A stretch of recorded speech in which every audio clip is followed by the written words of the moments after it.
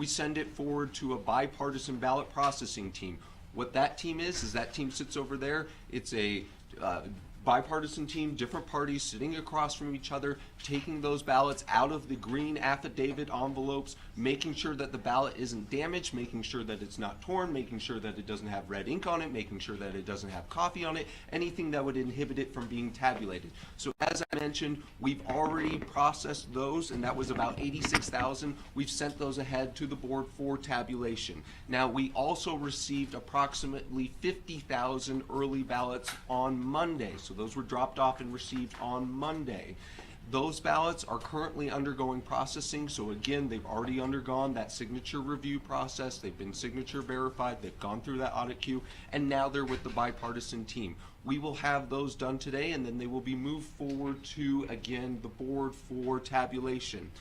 Finally, and this is the big number that is bigger than ever before, we received approximately 275,000 early ballots dropped off yesterday on election day. So that is what we were doing late last night, my team and I. If you saw us in the warehouse, we were receiving back those early ballots that are returned from the voting locations after the voting locations are closed. We're then sorting those, we're then processing those, we're sending them in, we're image capturing that signature, and what we will be doing today and the next day is we will be reviewing the signatures of all of those 275,000. Once they go through signature verification, once they are deemed good signature, once they go through an audit queue, then they can be sent ahead to the board for tabulation. This number is, and it's a conversation that probably Arizona needs to have in terms of public policy, because this is a number that keeps on growing. It's in many ways it's wonderful. Arizonans appreciate the ease of the voting process, and that you can take your early ballot and drop it off on election day, but it does inhibit us from having a higher percentage of returns available within the first 24, 48 hours. It is important that we do signature verify all of those, because it is how we confirm your identity. In the November 2020 election, which of course I was not here for, but I can still pull statistics from, there were about 170,000 early ballots that were dropped on election day, November 3rd, 2020. So obviously, in just 2 years, despite my best efforts, 100,000 people returned ballots.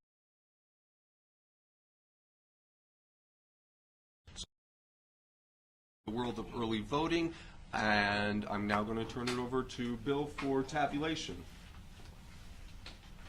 Right, thank you, Stephen. Appreciate all your work and your team's hard work. Thanks to everybody for being here again today. We understand that the people of Arizona are very anxious to get the results, and but again, pursuant to state law, as Stephen just talked about, it's going to take a while. And again, today we're asking for their patience, but we also want to give people a good idea of what is happening and what will be happening in the days ahead. So roughly about 1.1, almost 1.2 million votes that have already been reported. So that's what people are aware of when they go on the website, take a look at that. That is what has been reported so far. But we've got, as Stephen just mentioned, over, and we don't know the exact numbers, but over about 400,000 votes yet to be counted and reported.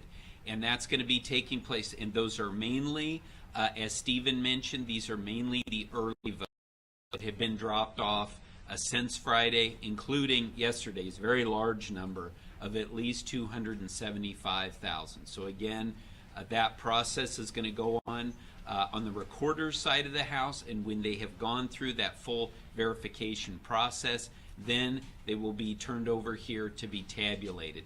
And that's going to be taking place over the next few days. I just want to speak for a moment about election day activities. So we had approximately 250,000 voters who checked in to vote in person yesterday. And the lion's share of those numbers have already been reported.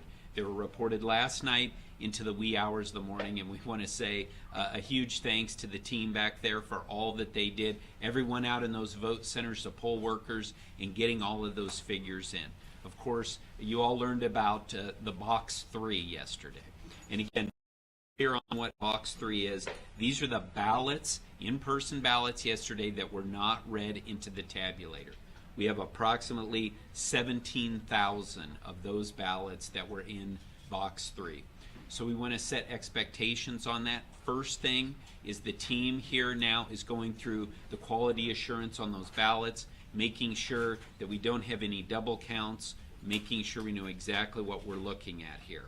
Okay, but to talk about the full number of in-person ballots yesterday, we have about 7% of the total of in-person ballots yesterday that went into box 3. So that 17,000 ballots is about 7%. We always have ballots that go into box 3. We always have ballots that are not read into the tabulator, but that is a higher percentage than normal. But again, we're only talking about 7% of those ballots from yesterday. So those will go through the quality assurance check, and those will be tabulated throughout the week. I don't have exact times, dates, when that's going to happen, but we'll be going through that process during the week. And so now let me talk about reporting that's going to take place. So we will be reporting updates on new numbers every evening. The plan is that we'll be doing it one time a day in the evening, and when we do that, we'll provide the updated totals, and we'll tell you the amount of votes that are being reported at that time, including the breakdown on whether those are early ballots or whether they are ballots out of that box 3, whether they are additional day of ballots. So we want to make sure that people understand that. This group here is going to tabulate ballots every day. As they get processed, we will be tabulating. So we have Veterans Day coming up, a holiday. They will continue to tabulate on that day. We've got the weekend coming up. We will continue to tabulate. But as I have been saying, we have anticipated that we would have 95 to 99% of all the ballots counted and reported by Friday. We have no reason to change that estimate. If we do, we'll let you know. But again, as we move forward that. So, and one other thing I did want to note is the provisionals. So we had 7,000 provisionals yesterday. Those are in-person folks that were asked to vote a provisional vote. There are a variety of reasons why they would do that, including maybe they didn't have their ID or other reasons, or maybe it showed when they checked in, showed that they had already voted, maybe they had voted early, but we had 7,000. Those 7,000 provisionals are actually fewer than the number of provisionals we had in 2020.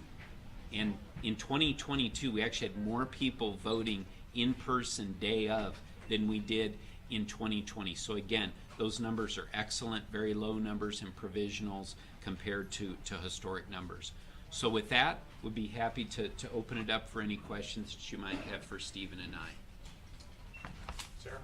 I'm not sure who to ask this to. I'm hoping to get a little bit more granular if you can. Can you give us a sense of like how many ballots were Braille, how many provisionals, and how many like overseas ballots? I know that's a little bit of a breakdown, but whatever you have. Absolutely. So in the early ballot universe, the overwhelming majority will be normal early ballots. Braille ballots typically only make up a few hundred out of every election. UOCAVA ballots only a few thousand. So when we talk about 275,000 plus early ballots being dropped off on election day, the overwhelming majority are going to be typical early ballots. And I should say, on the early ballot topic, another thing that we will be doing, and Bill mentioned Veterans Day, and this is how this came to mind, is we will be curing signatures. So if we originally deem your signature to not be matching, and then we send it to a manager, and the manager also says that does not seem to match, you have 5 business days, so not including Veterans Day, in which to cure that signature. We will also be attempting to contact you in any way possible, in the evening by phone, in the day by phone, by text message, by email, by letter. But if you are proactive, then you can go on to bballotready.vote, and you can make sure that your early ballot was tabulated. Now, if you were an in-person voter with the board, then of course you would just see it as you feed your ballot into the tabulation machine. Stephen, hang on a second. Let's start over here. We'll come across. Chris, thank you from CBS News. Just two things things. One was a quick detail question. You said 50,000 some kind of votes were being tabulated today? So, 86,000 early ballots were processed by my team and were handed over to tabulation. Those are in tabulation right now. Additionally, we are processing the 50,000 early ballots that were returned to us on Monday, and we will have those transferred over to the tabulation team by the end of today, such that then they can move forward with their tabulation process. And just to, yeah, that's separate from, that's part of the 400,000 you were talking about? Correct. So when Bill's talking about 400,000, the lion's share of those are going to be mine with those early ballots, which is going to be the 86,000 approximately from Friday, Saturday, Sunday, already going on in there. The 40,000 from Monday, already being processed, and then the 275,000 dropped off yesterday, which we are now signature verifying because we scanned those in 4 or 5 a.m. last night. And it's 50,000 from Monday? From Monday, approximately, and yes, if sir. I can, my other question was, and this could go to both of you. Already last night, we heard people at the Republican Watch Party calling the Maricopa County election criminal, calling it rigged, incompetent, and corrupt. How do you respond to that? Certainly not. Early ballot processing went very well. We had very few issues. We responded to issues throughout the early ballot processing on average in less than 30 minutes. I think our voter registration database was cleaner than it's ever been. I'm proud of the work that we've done on that. In terms of issues reported over that 26-day period, it was remarkably low compared with previous years. And I'll let you, Bill, speak to. So first of all, I just want to clear up, again, we do not have a number at this point that we anticipate we will report today. So we're not sitting here saying, we're gonna report 50,000. We will see how many we have. We will tabulate and report as many as we have completed, obviously following all the necessary processes. And I'll speak directly to the issue of in-person again. I apologized yesterday. I will do it again today. What happened yesterday, we cannot have a repeat of. We are already looking very closely at what happened. Obviously, our team was able to come up with a fix yesterday for what happened, so that allowed those votes back online. But again, we are going to do a deep dive on this. This board will get to the bottom of exactly what happened, and we will do what needs to be done. The board has demonstrated that in the past when we have had issues, and we'll do that again. That relates, I think, to the word incompetence. Again, there is no perfect election. Yesterday was not a perfect election, but again, we will learn from it and do better. I would say again, this team, our techs and our poll workers, worked quickly to get these issues fixed. With regard to comments like criminal or rigged, there is absolutely no basis for that statement. We made a commitment at the beginning of this year to make this the most transparent election in the history of Maricopa County. I think both the recorder's office and the board have stood behind that. When they say criminal, I don't know what they're talking about. 2020, again, as I say often, one of the most scrutinized elections in the history of the world here in Maricopa County. I'd say this one is getting pretty scrutinized too. We welcome the scrutiny. If there are fraud issues, the county attorney's office was on the phone with lawyers for the Republican Party and the Democratic Party all day long. There was a lawsuit that was filed in Maricopa County Superior Court. I didn't follow the entire hearing, but I don't think the word criminal came out of the mouth of the lawyers for Blake Masters' campaign, for the Arizona Republican Party, the RNC, rigged. I do not believe that was what came out of their mouths. So again, if they have allegations, we will take a look at it. But otherwise, I absolutely reject those statements. They are without basis. And the elections workers, the poll workers who dealt with a very difficult situation do not deserve to hear those words, to have those sorts of words thrown at them. And this board is going to stand behind what happened yesterday, figure out what happened, get to the bottom of it, make those changes that need to be made. Please. Yeah, hello. My name is Romain Fonsoyer. Based on the first elements of what you have, can you maybe explain a little bit more about what happened yesterday? And also, we know that these issues caused lines to form in front of polling stations. So do we have a final number of how many polling stations were actually affected by technical issues? And then maybe quick question, and I have to apologize because I'm French, so I know You're doing great. American specialist about the elections, but you said there were 275,000 early ballots on election day, but 250,000 voters checked in to vote. Can you explain to me the discrepancy? Yeah. Let me address the. I can address that and then talk about what happened on the day. So again, it is an interesting system that we have, and that's why Recorder Richard talked about. This is something that the policymakers want to look at. So we have two types of voters yesterday. We had voters who showed up in person to take a ballot, vote it, and feed it into a tabulator. And for those who were not able to run that through the tabulator, they put that in this, what we call box 3, that we discussed earlier. So that was around a little bit over 250,000 people. In addition, we also had people who received a early ballot. That was what Recorder Rich was talking about.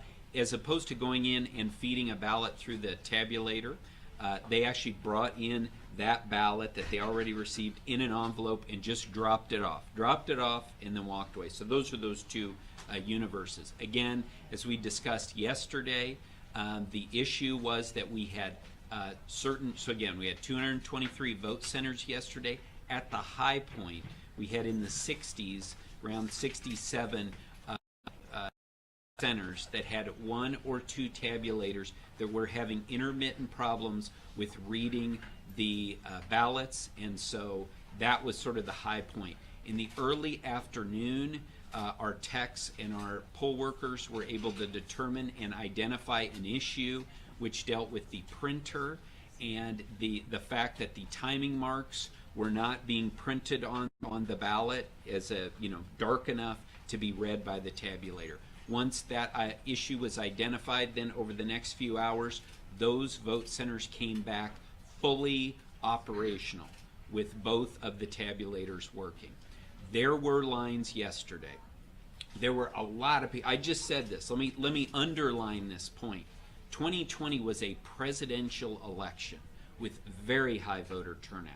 Okay. Yesterday, midterm election with obviously a lower voter turnout. That's what we do in our country, right? Presidential elections always have higher turnout. But even though it had lower turnout, we had a higher turnout in person yesterday than we had in 2020.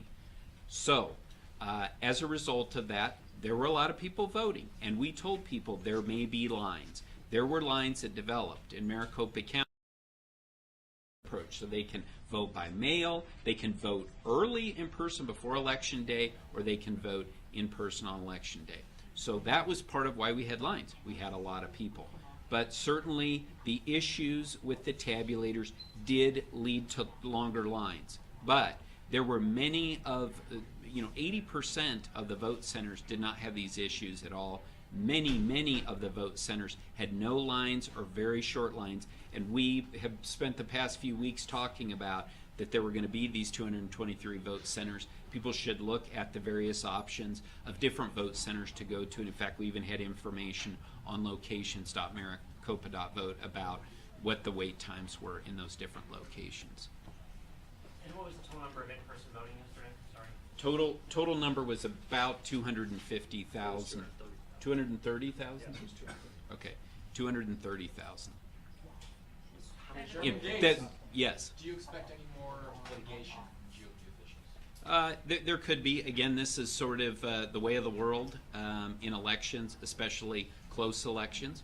So again, we have said from the beginning, we've said with respect to 2020, if people want to pursue actions in court, we welcome that, and we will address those. We will defend and address the issues that are raised by the court and by the litigants. So many reasons I'm a journalist.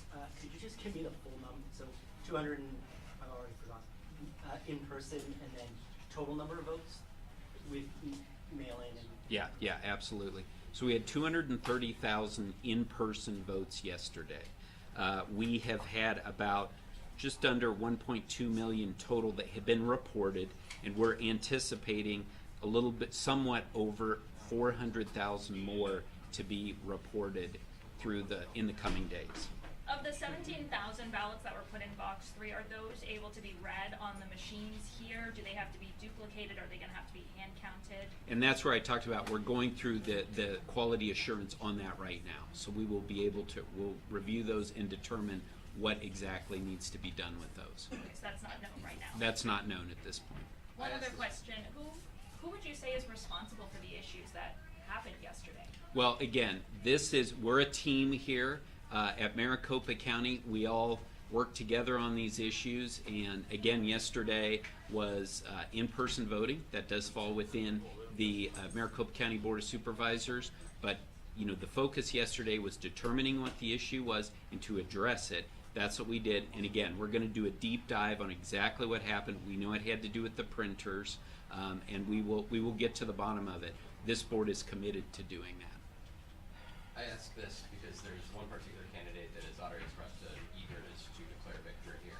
And so the question is, when, I understand you guys are working through the tabulation process here, but when could we expect, would it be tomorrow night, to see the Tuesday early ballots that were dropped off in person?